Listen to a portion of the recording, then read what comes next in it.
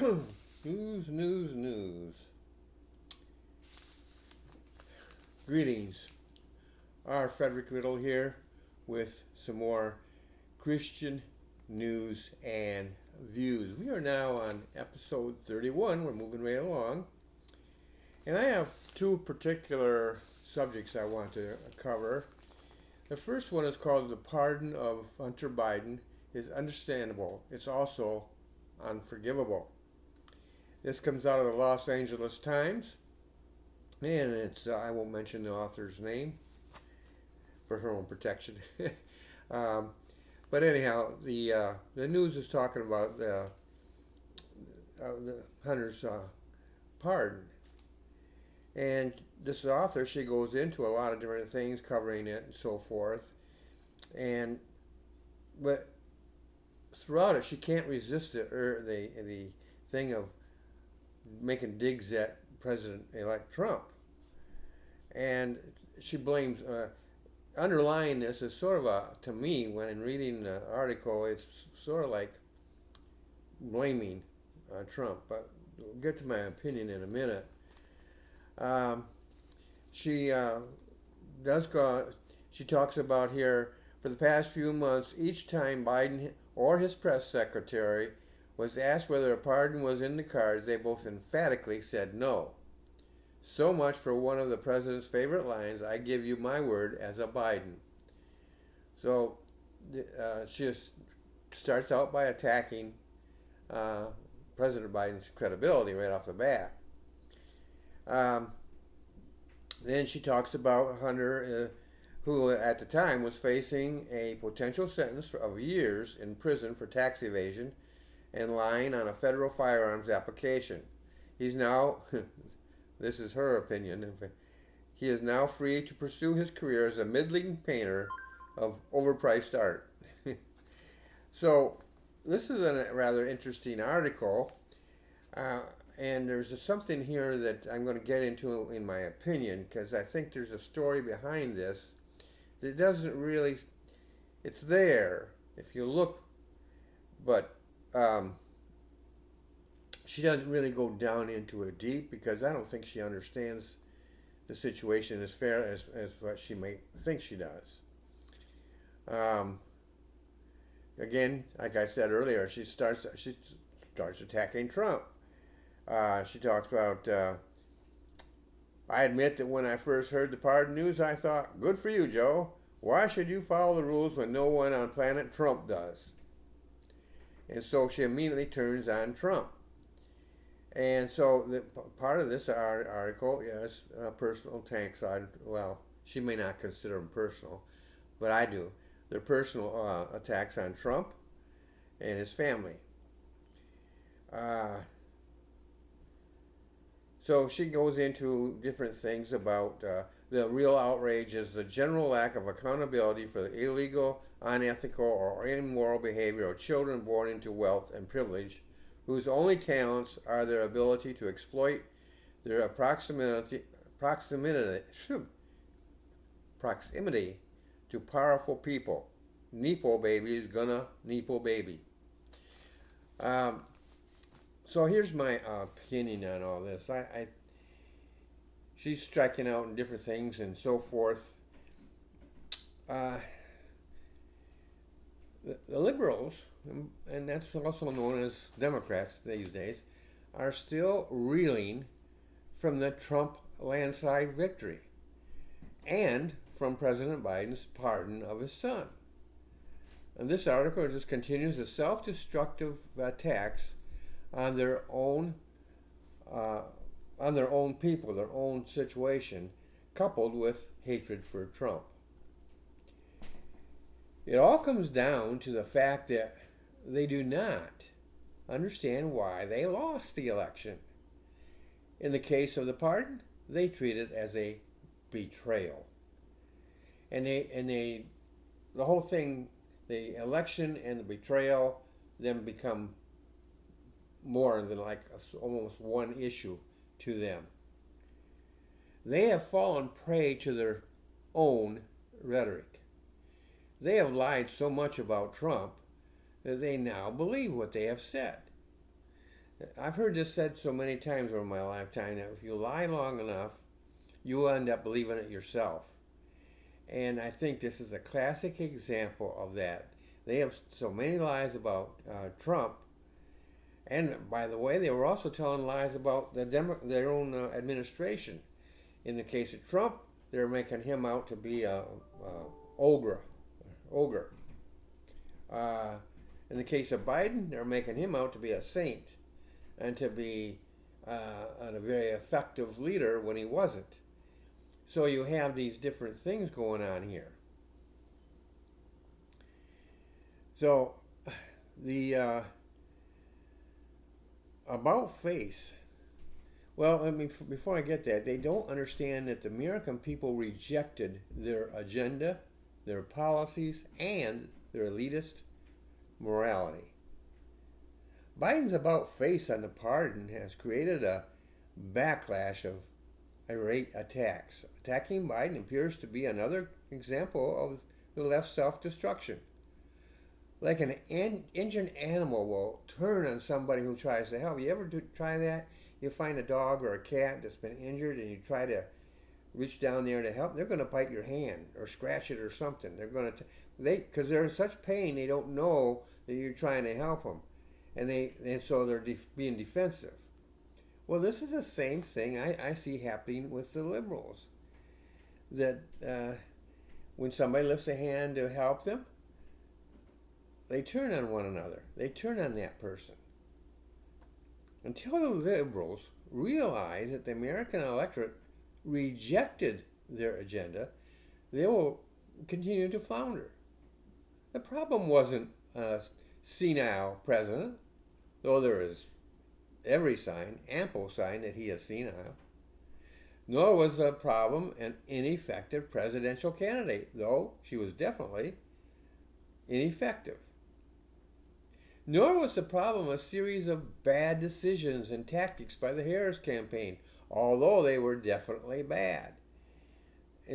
They're looking at different issues which are really a side effect of their, as I mentioned before, their elitist attitude. The problem was the message, a message that was fleshed out over a 16-year period. You had 8 years of Obama, and in the end you had 4 years of Biden. In between you had 4 years of Trump. That was enough to feed their hatred of Trump. But their agenda you saw in the first 8 years of Obama and the 4 years of Biden. Now with Obama, you still had people who were maybe on the fence and so forth. But when you brought in Biden, Biden, well, that's a good way of saying his name, isn't it? Biden. Because Biden really was the protege of Obama. Obama wanted him to be elected. Obama campaigned for him, I do believe. And so you just have an extension interrupted by 4 years of Trump of one president to another. And there's been suspicion all along during that time period that Obama was pulling the strings. We don't know that. It's just a theory. There's other theories out there as well that we won't get into. But the thing is that the message of that 12 years out of the 16 was what was rejected because the people were beginning to see the fruit of it. See, Obama was a smart man and is a smart man, and he was able to balance things out, and at the end of his term, people were becoming dissatisfied, which fed into Trump's election. Things were not good, which fed into the election, but people were not ready yet to totally reject the agenda. Biden sealed the deal. And that last 4 years, it really showed the weakness of their agenda, how their agenda was nice words, beautiful words, they could paint a beautiful picture. But in the end, it all crumbled because it showed the weakness Biden was and is still a weak president, and he had power. He still had the power. I personally think that the idea that he personally sabotaged the Harris campaign might have some merit to it. But the thing is that for the liberal agenda to have any chance of succeeding, you needed somebody who was powerful, not only had the power of the government, but was a powerful personality. Obama is a powerful personality, and he might have been able to at least delay things.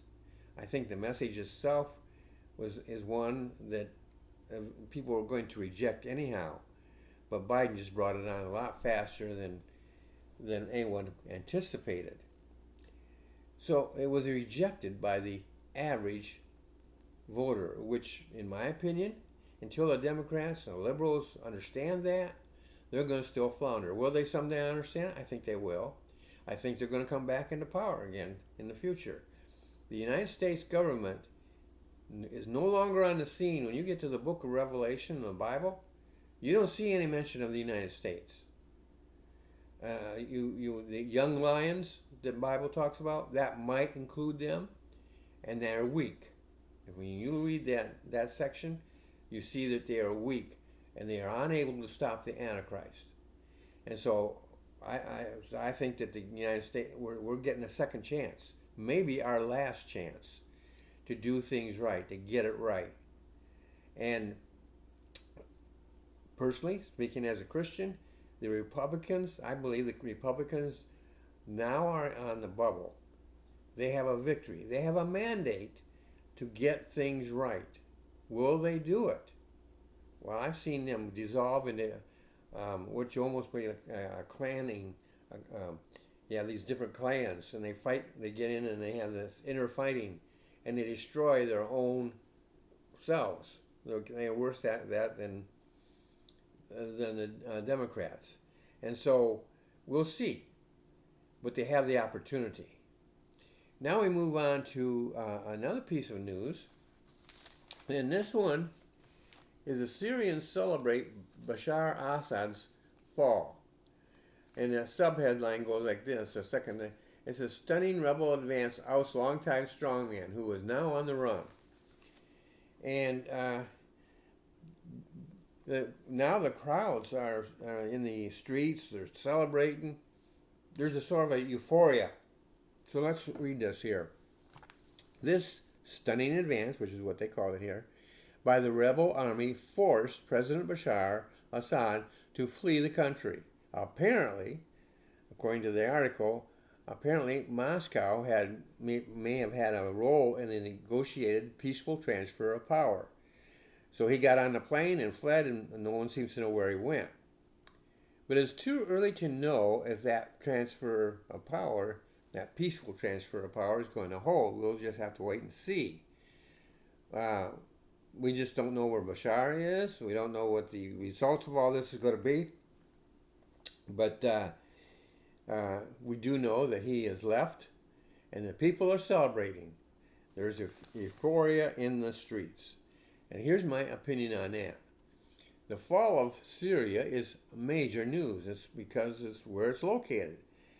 And it involves Israel, it involves Lebanon, it involves Iran, and of course Russia. So you have this geographical area. It makes it major news. It's also major news because it does have or did have a large army. I don't know what's happened to the army. Some of them have gone over to Iraq, apparently, fled there, and other places. So we just don't know, at least as far as the press is telling us. But one of the things that I see here as a problem is building a new government that is for and of the people. It's going to be difficult. You have too many players involved in this situation for a unifying government to be formed. I've already mentioned some of them. Now, Israel is not really a player in that. They're an outside observer, and they may have operatives who can create some political problems here or there. But, but basically, you have the rebels there, which, by the way, are not themselves all one cohesive group, and so they're made up of different groups, and those groups may be influenced by Iraq, they may be influenced by Iran, they may be influenced by Russia.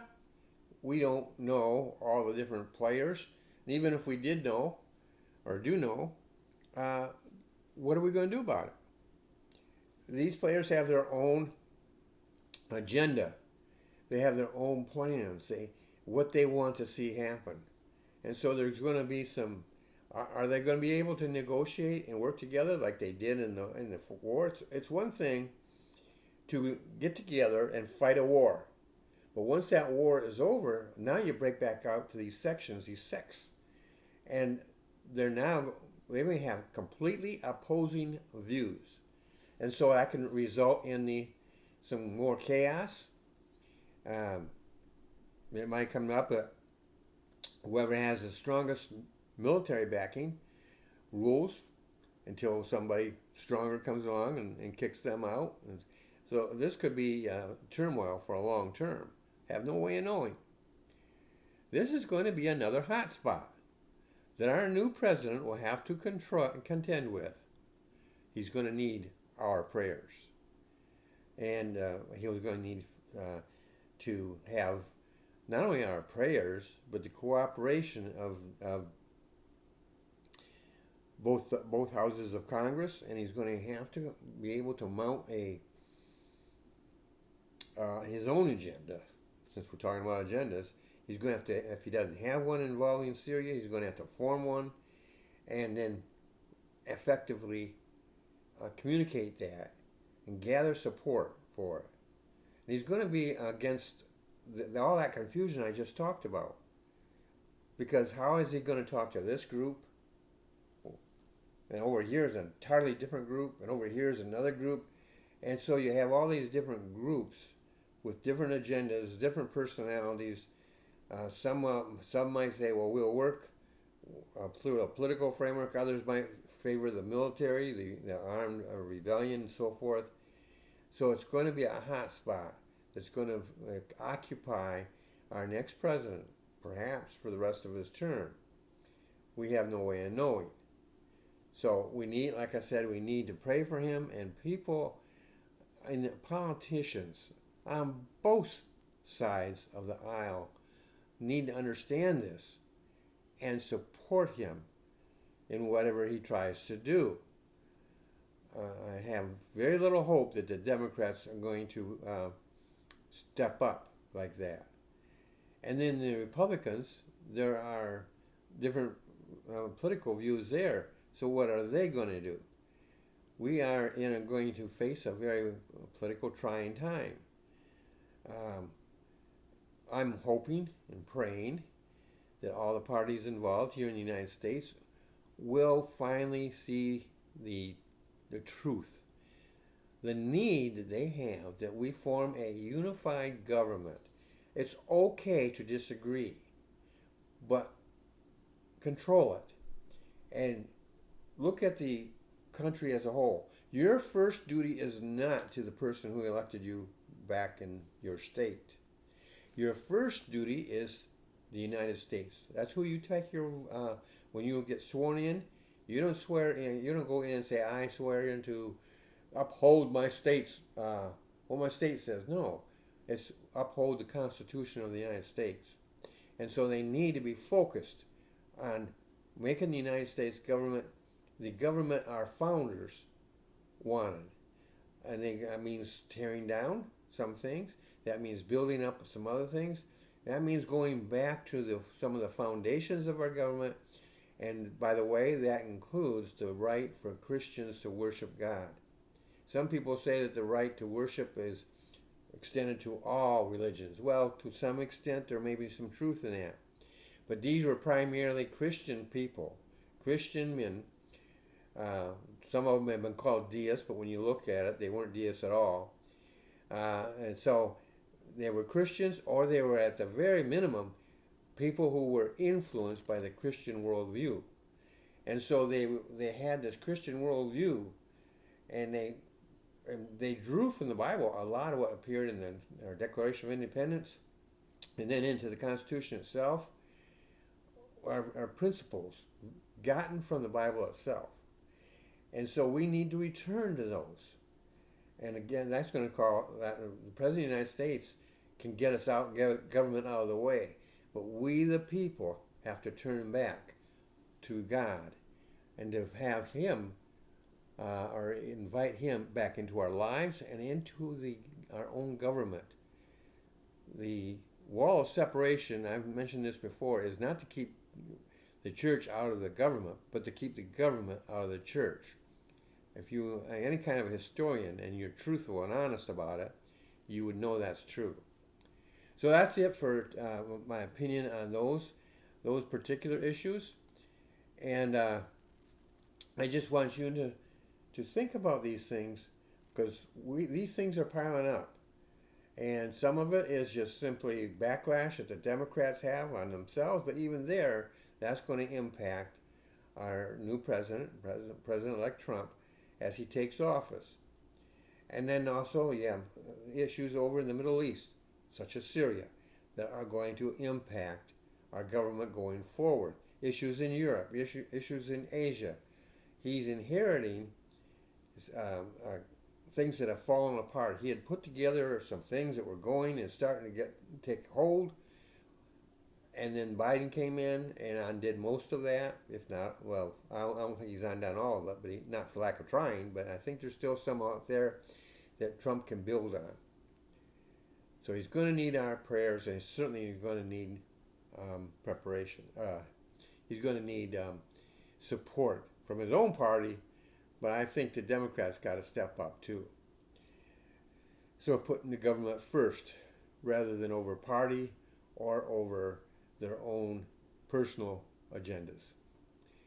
That's my opinion, and I thank you for letting me into your room, your home, your office, wherever you are where you're watching this. And I ask that if you enjoy this channel, watching this show, Christian News and Views, and by the way, I have another podcast called Becoming a Published Author is Fun. Both are on this channel. If you enjoy this channel, then why not subscribe? Right down below, you can subscribe to this channel. Or if you prefer, you can follow. Or if you want, you can do both. And you will get notifications, and you will get it right to your channel. If you have a YouTube channel, it'll go right to your channel, and you can get them whenever these are. And I do these Christian News and Views Monday through Friday. And so just subscribe. And by the way, feel free to comment. And I will do my best to read them and reply to them. You have a great day, and I'll see you in the next episode.